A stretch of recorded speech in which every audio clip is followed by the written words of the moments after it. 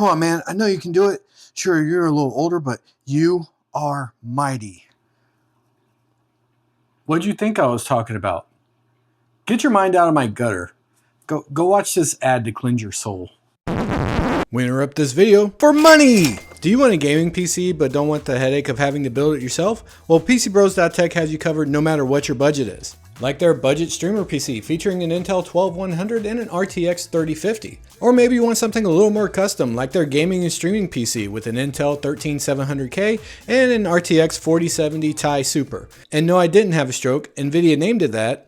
Blame Jensen. They even have peripherals and merch to finish up your setup. So head over to pcbros.tech today/PinkyTech and automatically receive 2% off your order. Now back to the show. All right, the 12600KF is a few generations old now, but it's regularly been on sale for $130 to $150. So I wanted to put together a system and see if it's still worth it in 2024. So for the PC, we're not going to do anything crazy here. We're just going to pair it with 32 gigs of 3200 mega transfers per second for all the nerds out there of Ripjaw's RAM. We're also going to pair it with an MSI Z790 motherboard so that you get the best upgrade path available here. And then also our friends over at RaidMax sent out their RaidMax LS Infinita 360mm AIO, which we were going to work on the name RaidMax, but you know, we'll see how it cools.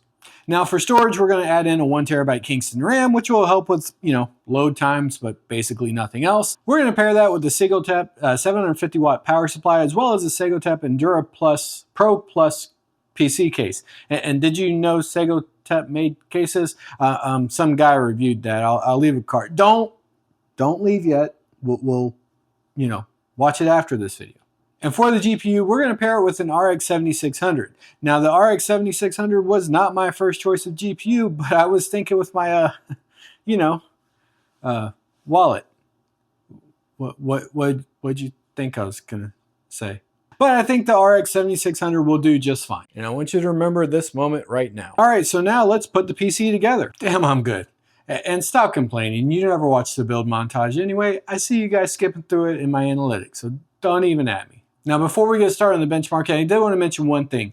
Add about 5% to the FPS numbers you see because I am running OBS to record the gameplay, plus running MSI Afterburner to collect all the performance data, and normally that's going to lower your FPS just a little bit. All right, so starting out with Cinebench R23, wow, look at that thing go there.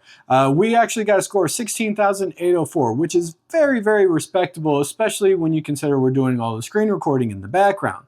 But I get it, you're here for gaming, so let's take a look at that. So starting off with the Cyberpunk 2077 built-in benchmark, 1080p high settings there, or ultra settings I believe, and I ran 1080p because I wanted it to be more CPU dependent than GPU dependent.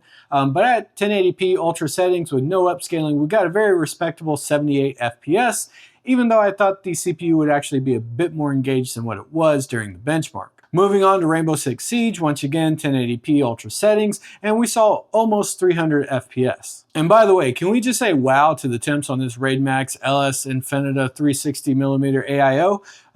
We'll work on the naming. I think the guy that used to name monitors now names things for RaidMax, and that may be some of the confusion, though I think those guys are getting jobs everywhere, to be honest. But the temps look absolutely fantastic. And then in the Borderlands 3 built-in benchmark, we can see that we got 91 FPS. But I'm seeing something a little more concerning than the overall FPS numbers, and that's the fact that in each of these benchmarks, we're only seeing 50% or less CPU usage during each of the runs. So it could be that even though the 12600 is a few generations old, the brand new 7600 is actually bottlenecking the CPU just a little bit here.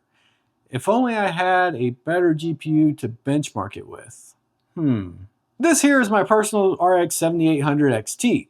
Now, keep in mind the RX 7800 XT, even though it goes for under $500 now, is still a pretty sizable investment over the $230-ish, $250-ish 7600. So keep that in mind, but this should be a much better GPU, and we can see if it's actually bottlenecking the 12600. So let's see if we can use the 7800 XT to get the most out of the 12600KF. All right, so I used Display Driver Uninstaller to remove the old drivers, then installed the 7800 and the new drivers for the 7800 so that we could rerun the benchmark test here. And in Cyberpunk 2077, we went from an average of 78 FPS to over 125 FPS. Now, Rainbow Six Siege saw an increase up to 330 FPS, and Borderlands 3 saw an increase as well. But when looking at all the benchmarks once again, the CPU itself still stayed under or around 60% utilization. So the 12600KF can handle a lot of GPU. If only I had a better GPU to use with the 12600KF. This here is my RTX 4090. It's imaginary, like your girlfriend. Or boyfriend, I don't judge here. Okay, so I can't afford a 4090, but you know, like and subscribe and do all those things, and maybe in a future video in like 2077, I might be able to afford a 4090, which would be a couple generations old by that point. Moving on. So I switched back to 7600, went ahead and ran Fortnite, Warzone, and Apex Legends, and got over 100 FPS in each one of those titles. So even though the 12600KF is a bit older, it's still able to run very well with even today's newer graphics cards. Now obviously a current gen CPU would do better in these games, but they would be much more expensive and, well, probably not worth it, because unless you're actually watching a FPS counter on your screen, you're probably not going to notice it. And what kind of nerd just sits around watching FPS counters on the screen, wondering what kind of frame rates they're getting instead of just enjoying the freaking game? I gotta go. So the 12600KF is a very capable processor and will likely be for the next few years. So if you like today's video, please hit the like button, consider subscribing, and if you want to see how my 7800 XT did with my 10850K, you can click this video somewhere on the screen around here. You'll be able to figure it out. And as always, guys, I appreciate you watching, and I will see you in the next video. Thanks.